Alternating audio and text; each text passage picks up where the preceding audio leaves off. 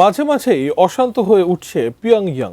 দীর্ঘ বিরতির পর আবারও প্রশান্ত মহাসাগরীয় অঞ্চলে উত্তাপ ছড়িয়েছে উত্তর কোরিয়া। এবার জাপান সাগরে একটি শক্তিশালী ব্যালিস্টিক ক্ষেপণাস্ত্র ছুঁড়েছে কিম জং উন প্রশাসন। দক্ষিণ কোরিয়ার সামরিক বাহিনীর বরাত দিয়ে এমন তথ্য নিশ্চিত করেছে বার্তা সংস্থা রয়টার্স। এ নিয়ে সিউল ও টোকিওর মধ্যে চলছে চরম উত্তেজনা। বিস্তারিত ডেস্ক রিপোর্টে। ভোর হতেই বিকট শব্দে কেঁপে ওঠে জাপান সাগরের উপকূল। উত্তর কোরিয়ার পূর্ব উপকূল থেকে ধেয়ে আসে একটি রহস্যময় বস্তু। দক্ষিণ কোরিয়ার সামরিক বাহিনী প্রথম এই উড্ডয়ন শনাক্ত করে।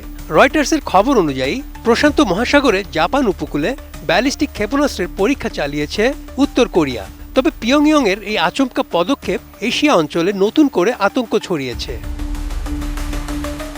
যুক্তরাষ্ট্রভিত্তিক সংবাদ মাধ্যম এবিসি নিউজের এক প্রতিবেদনে বলা হয়েছে, জাপান সাগরে আছড়ে পড়া বস্তুটি ছিল একটি দূরপাল্লার ব্যালিস্টিক ক্ষেপণাস্ত্র।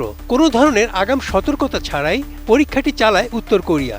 উৎক্ষেপণের পর এটি বেশ কিছুক্ষণ মাঝ আকাশে অবস্থান করছিল। এরপর নির্দিষ্ট পথ পাড়ি দিয়ে আছড়ে পড়ে গভীর সমুদ্রে। সঠিক প্যাড আর সঠিক তথ্য দিয়ে এসব সামলে নিব এক হয়ে। Monalisa sanitary napkin. ঘটনার পরপরই জরুরি বৈঠকে বসে জাপানের প্রতিরক্ষা মন্ত্রণালয়। দেশটির সরকারের পক্ষ থেকে সমুদ্র সীমায় উচ্চ সতর্কতা জারি করা হয়েছে।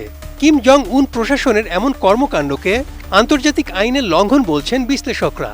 দক্ষিণ কোরিয়ার সামরিক বাহিনী বর্তমানে এই মিসাইলের দূরত্ব সীমা ও গতিবেগ খতিয়ে দেখছে। গত কয়েক মাস ধরে উত্তর কোরিয়া তাদের পারমাণবিক কর্মসূচি আরও জোরদার করেছে।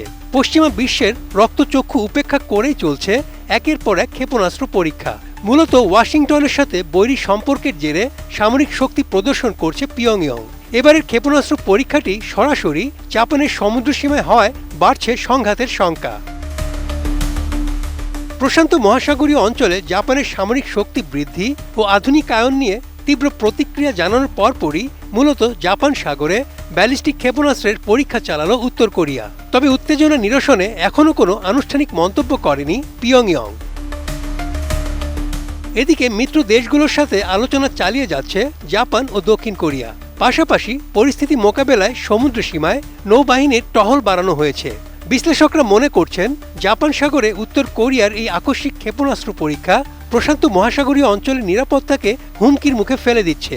ফলে এ নিয়ে পুরো বিশ্ব এখন উদ্বিগ্ন। Desk report, ATN news.